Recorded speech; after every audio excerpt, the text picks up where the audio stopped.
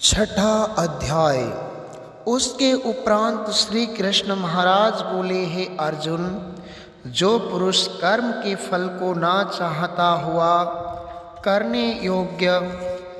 कर्म करता है वह सन्यासी योगी है, और केवल अग्नि को त्यागने वाला सन्यासी योगी नहीं है,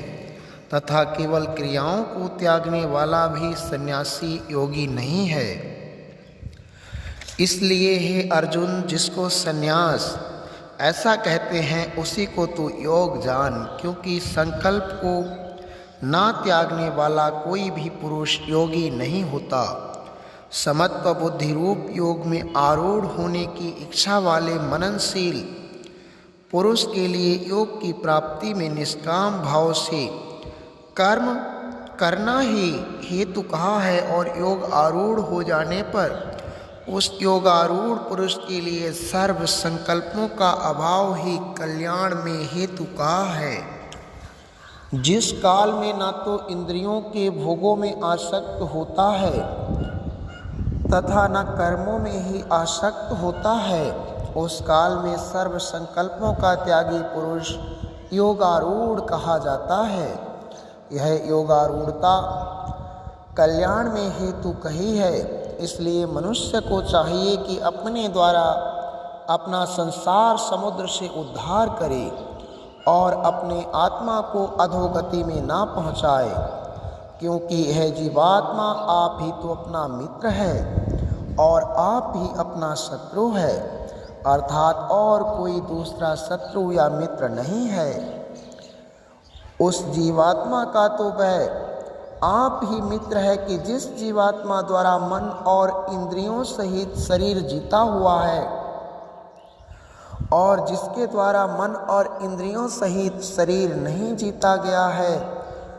उसका भय आप ही शत्रु की सदृश से शत्रुता में बरतता है। हे अर्जुन, सर्दी गर्मी और सुख दुख आदिकों का तथा मान और अपमान में जिसके अंतःकरण की वृत्तियां अच्छी प्रकार शांत हैं, अर्थात विकार रहित हैं, ऐसे स्वाधीन आत्मा वाले पुरुष के ज्ञान में सच्चिदानंद घन परमात्मा सम्यक प्रकार से स्थित है, अर्थात उसके ज्ञान में परमात्मा के सिवा अन्य कुछ है ही नहीं। ज्ञान विज्ञान से तृप्त है अंतःकरण जिसका, तथा विकार रहित है स्थिति जिसकी, और अच्छी प्रकार जीती हुई हैं इंद्रियां जिसकी, तथा समान है मिट्टी पत्थर और सुवर्ण जिसके, वह योगी युक्त अर्थात भगवत की प्राप्ति वाला है। ऐसे कहा जाता है, जो पुरुष सुहृद मित्र बैरी उदासीन मध्यस्थ द्वेषी और बंधु गणों में तथा धर्मात्माओं में और पापियों में भी समान भाव वाला है, वह अति श्रेष्ठ है। इसलिए उचित है कि जिसका मन और इंद्रियों सहित शरीर जीता हुआ है, ऐसा वासना रहित और संग्रह रहित योगी अकेला ही एकांत स्थान में स्थित हुआ निरंतर आत्मा को परमेश्वर के ध्यान में लगावे। शुद्ध भूमि में कुशा मृगशाला और वस्त्र है, ऊपरोपरि जिसके ऐसे अपने आसन को ना अति ऊंचा और ना अति नीचा स्थिर स्थापन करके, और उस आसन पे बैठ के तथा मन को एकाग्र करके चित्त और इंद्रियों की क्रियाओं को वश में किया हुआ अंतःकरण की शुद्धि के लिए योग का अभ्यास करे। उसकी विधि इस प्रकार है कि काया सिर और ग्रीवा को समान और अचल धारण किए हुए दृढ़ होकर अपनी नासिका के अगले भाग को देखकर अन्य दिशाओं को न देखता हुआ और ब्रह्मचर्य के व्रत में स्थित रहता हुआ भय रहित तथा अच्छी प्रकार शांत अंतःकरण वाला, और सावधान होकर मन को वश में करके मेरे में लगे हुए चित्त वाला और मेरे परायण स्थित हुआ होबे। इस प्रकार आत्मा को निरंतर परमेश्वर के स्वरूप में लगाता हुआ स्वाधीन मन वाला योगी मेरे में स्थिति रूप परमानंद पराकाष्ठा वाली शांति को प्राप्त होता है। परंतु हे अर्जुन, यह योग ना तो बहुत खाने वाले का सिद्ध होता है और ना बिल्कुल ना खाने वाले का, तथा ना अति सोने वाले का और ना अत्यंत जागने वाले का ही सिद्ध होता है। यह दुखों का नाश करने वाला योग तो यथा योग्य आहार और विहार करने वाले का तथा कर्मों में यथा योग्य चेष्टा करने वाले का और यथा योग्य शयन करने तथा जागने वाले का ही सिद्ध होता है। इस प्रकार योग के अभ्यास से अत्यंत बस में किया हुआ चित्त जिस काल में परमात्मा में ही भली प्रकार स्थित हो जाता है, उस काल में संपूर्ण कामनाओं से इस प्रहार रहित हुआ पुरुष योग युक्त ऐसा कहा जाता है। जिस प्रकार वायु रहित स्थान में स्थित दीपक चलायमान नहीं होता है, वैसी ही उपमा परमात्मा के ध्यान में लगे हुए योगी के जीते हुए चित्त की कही गई है। हे अर्जुन, जिस अवस्था में योग के अभ्यास से निरुद्ध हुआ चित्त उपराम हो जाता है और जिस अवस्था में परमेश्वर के ध्यान से शुद्ध हुई सूक्ष्म बुद्धि द्वारा परमात्मा को साक्षात करता हुआ सच्चिदानंद घन परमात्मा में ही संतुष्ट होता है तथा इंद्रियों से अतीत केवल शुद्ध हुई सूक्ष्म बुद्धि द्वारा ग्रहण करने योग्य जो अनंत आनंद है, उसको जिस अवस्था में अनुभव करता है और जिस अवस्था में स्थिति हुआ यह योगी भगवत स्वरूप से चलायमान नहीं होता है और परमेश्वर की प्राप्ति रूप जिस लाभ को प्राप्त होकर उससे अधिक दूसरा कुछ भी लाभ नहीं मानता है और भगवत प्राप्ति रूप जिस अवस्था में स्थित हुआ योगी बड़े भारी दुख से भी चलायमान नहीं होता है, जो दुख रूप संसार के संयोग से रहित है तथा जिसका नाम योग है, उसको जानना चाहिए। वह योग न उपताए हुए चित्त से अर्थात तत्पर हुए चित्त से निश्चय पूर्वक करना कर्तव्य है। इसलिए मनुष्य को चाहिए कि संकल्प से उत्पन्न होने वाली संपूर्ण कामनाओं को निशेषता से अर्थात वासना और आसक्ति रहित त्याग कर मन के द्वारा इंद्रियों के समुदाय को अच्छी प्रकार वश में करके क्रम से अभ्यास करता हुआ उपरामता को प्राप्त होवे तथा धैर्य युक्त बुद्धि द्वारा मन को परमात्मा में स्थित करके परमात्मा के सिवा और कुछ भी चिंतन न करे। परंतु जिसका मन वश में नहीं हुआ हो, उसको चाहिए कि यह स्थिर न रहने वाला और चंचल मन जिस कारण से सांसारिक पदार्थों में विचरता है, उससे रोक कर बारंबार परमात्मा में ही निरोध करे। क्योंकि जिसका मन अच्छी प्रकार शांत है और जो पाप से रहित है, जिसका रजोगुण शांत हो गया है, ऐसे इस सच्चिदानंद घन ब्रह्म के साथ एक ही भाव हुए योगी को अति उत्तम आनंद प्राप्त होता है। वह पाप रहित योगी इस प्रकार निरंतर आत्मा को परमात्मा में लगाता हुआ सुख पूर्वक परब्रह्म परमात्मा की प्राप्ति रूप अनंत आनंद को अनुभव करता है। हे अर्जुन, सर्वव्यापी अनंत चेतन में एक ही भाव से स्थिति रूप योग से युक्त हुए आत्मा वाला तथा सब में समभाव से देखने वाला योगी आत्मा को संपूर्ण भूतों में बर्फ में जल के सदृश देखता है और संपूर्ण भूतों को आत्मा में देखता है। अर्थात जैसे स्वप्न से जगा हुआ पुरुष स्वप्न के संसार को अपने अंतर्गत संकल्प के आधार देखता है, वैसे ही वह पुरुष संपूर्ण भूतों को अपने सर्वव्यापी अनंत चेतन आत्मा के अंतर्गत संकल्प के आधार देखता है। जो पुरुष संपूर्ण भूतों में सबके आत्म रूप मुझ वासुदेव को ही व्यापक देखता है और संपूर्ण भूतों को मुझ वासुदेव के अंतर्गत देखता है, उसके लिए मैं अदृश्य नहीं होता हूँ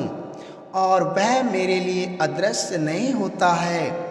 क्योंकि वह मेरे में एक ही भाव से स्थित है।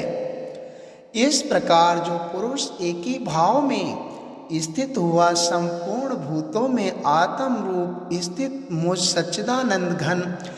वासुदेव को भजता है, वह योगी सब प्रकार से बरतता हुआ भी मेरे में ही बरतता है, क्योंकि उसके अनुभव में मेरे सिवा कुछ अन्य है ही नहीं। हे अर्जुन, जो योगी अपनी सादृश्यता से संपूर्ण भूतों में सम देखता है और शोक अथवा दुख को भी सब में सम देखता है, वह योगी परम श्रेष्ठ माना गया है। इस प्रकार भगवान के वाक्यों को सुन अर्जुन बोले, हे मधुसूदन, जो यह ध्यान योग अपने समत्व भाव से कहा है, इसकी मैं मन के चंचल होने से बहुत काल तक ठहरने वाली स्थिति को नहीं देखता हूँ, क्योंकि हे कृष्ण, यह मन बड़ा चंचल और प्रमथन स्वभाव वाला है तथा बड़ा दृढ़ और बलवान है। इसलिए इसका वश में करना मैं वायु की भांति अति दुष्कर मानता हूँ। इस प्रकार अर्जुन के पूछने पर भगवान श्री कृष्ण बोले, हे महाबाहो,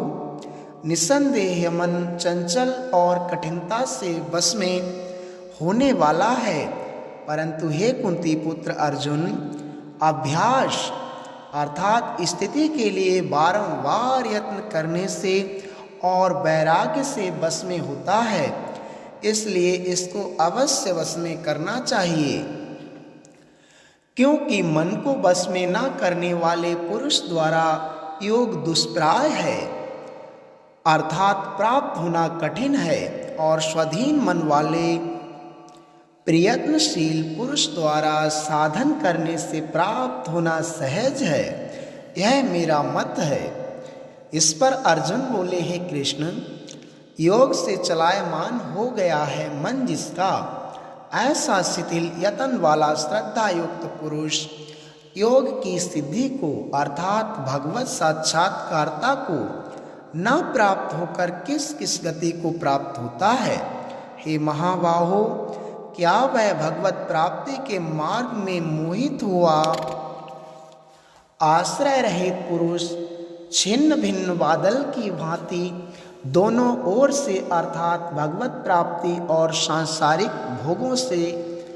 भ्रष्ट हुआ नष्ट तो नहीं हो जाता? हे कृष्ण, मेरे इस संशय को संपूर्णता से छेदन करने के लिए आप ही योग्य हैं, क्योंकि आपके सिवा दूसरा इस संशय का छेदन करने वाला मिलना संभव नहीं है।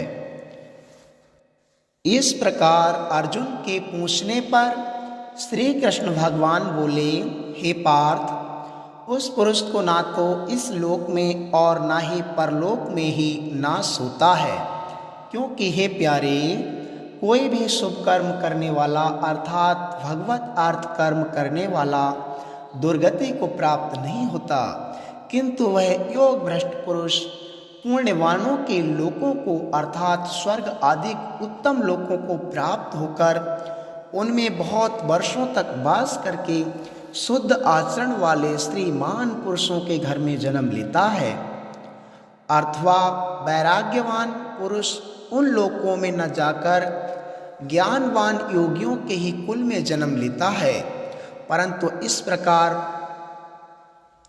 का जो यह जन्म है सो संसार में निसंदेह अति दुर्लभ है।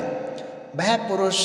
वहाँ उस पहले शरीर में साधन किए हुए बुद्धि के संयोग को अर्थात समत्व बुद्धि योग के संस्कारों को अनायास ही प्राप्त हो जाता है। और हे कुरुनंदन, उसके स्वभाव से फिर अच्छी प्रकार भगवती प्राप्ति के निमित्त यत्न करता है। वह विषयों के वश में हुआ भी उस पहले के अभ्यास से ही निसंदेह भगवत की ओर आकर्षित किया जाता है, तथा समत्व बुद्धि रूप योग का जिज्ञासु भी वेद में कहे हुए सकाम कर्मों के फल को उल्लंघन कर जाता है,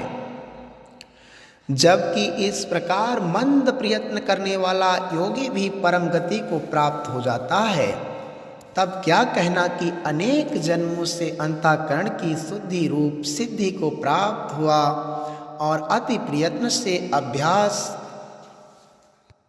करने वाला योगी संपूर्ण पापों से अच्छी प्रकार शुद्ध होकर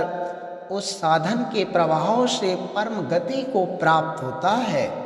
अर्थात परमात्मा को प्राप्त होता है। क्योंकि योगी तपस्वियों से श्रेष्ठ है और शास्त्र के ज्ञान वाले से भी श्रेष्ठ माना गया है, तथा सकाम कर्म करने वाले से भी योगी श्रेष्ठ है। इससे हे अर्जुन, तू योगी हो। हे प्यारे, संपूर्ण योगियों में भी जो श्रद्धावान योगी मेरे में लगे हुए अंतर आत्मा से